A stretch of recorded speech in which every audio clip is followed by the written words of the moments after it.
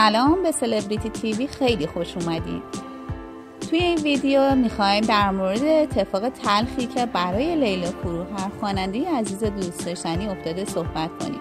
اون در کنسرت اخیرش به این اتفاق اشاره کرده. لطفاً تا آخر این ویدیو همراه من باشید. لیلا فروهر متولد 4 اسفند 1337 خورشیدی و در شهر اصفهان متولد شد.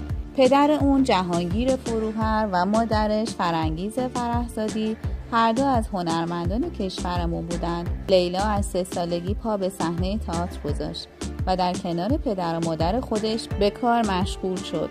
لیلا یک برادر ناتنی به نام کامران و یک خواهر تنی کوچکتر از خودش به نام فریبا فروهر داره. اون از 7 سالگی با فیلم مراد و لاله جلوی دوربین رفت و در سال 1347 وقتی تنها 9 سال داشت ابتدا در فیلم سلطان قلب‌ها در کنار زنده یاد محمد علی فردین و سپس در فیلم من هم گریه کردم کنار بهروز وثوقی بازی کرد. لیلا در 14 سالگی خوانندگی رو به طور حرفه‌ای شروع کرد. اون توانایی اینو داره که اجراهایی به سبک پاپ و سنتی رو اجرا کنه. در مصاحبه‌هاش گفته که پدرم خیلی دوست داشت که خواننده بشم و خیلی هم در این راه کمکم کرد. یادم میاد یه مدتی ستار یاد میگرفتم و با اینکه خوب بلد نبودم اما پدرم به تمریناتم گوش میداد و ازم تعریف میکرد. سر صحنه فیلمبرداری همیشه میگفت که میتونم از عهده همه چیز بر بیام. لیلا میگه من سعی میکنم هیچ وقت مغرور نباشم و همیشه در کنار مردمم باشم. همیشه با محبت زیاد مردم بیشتر تشویق شدم. در ایران به اون لقب شاهدخت موسیقی ایران رو دادم، ولی بعد از انقلاب طرفداراش به اون لقب تک ستاره موسیقی ایران رو دادن. تا اینجای ویدیو از دیدن این ویدیو لذت بردید ممنون میشم که این ویدیو رو لایک کنید. اون یکی از محبوب ترین خوانندگان ایرانه و در کشورهای همسایه هم هواداران زیادی داره. لیلا تا امروز به زبانهای زیادی ترانه اجرا کرده، مثل ترکی، زبانهای محلی ایران، افغانستان، ازبکستان و ارمنستان و بعد از انقلاب به دادگاه‌های انقلاب اسلامی احضار شد.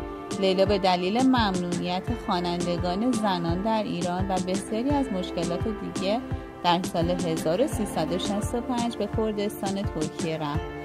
سپس به استانبول رفت و از اونجا به کشور آلمان و بعد از 4 روز سفر به فرانسه رسید. در اونجا مادر و برادر و خواهر خودش رو بعد از 1 سال دوری ملاقات کرد.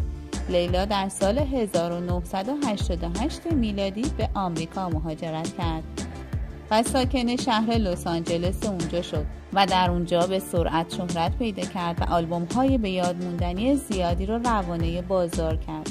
لیلا فروهر 2 بار هم ازدواج کرده. 1 بار در اوایل ورود به خاک آمریکا وقتی که فقط 30 سال داشت، اما این ازدواج در کمتر از 2 سال به جدایی ختم شد. لیلا برای دومین بار در سال 1383 وقتی که 46 سالش بود با اسماعیل نبی تاجر بزرگ ازدواج میکنه.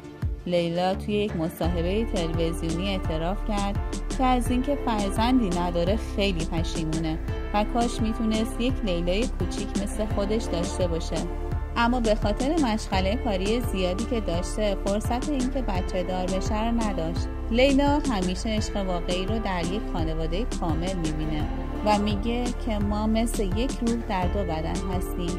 همیشه عاشق بچه بودم ولی همیشه فکر میکردم که یه لیلای دیگه باید بیاد، اما نشد. الانم زیاد ناراحت نیستم.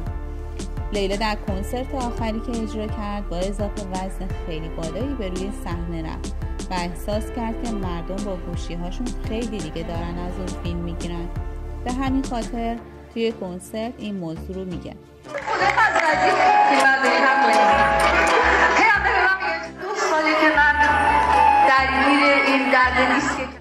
لیلا برای این مشکلش بالاخره جراحی کرد و الان نمیتونه دیگه راه بره و هنوز هم بهبودی کامل پیدا نکرده. امیدواریم که لیلای عزیز زودتر به صحنه برگرده و مثل همیشه بدرخشه. ممنون از شما که تا اینجای ویدیو با من همراه بودین. لطفاً برای حمایت بیشتر از ما لایک و سابسکرایب کنید. ممنون از شما.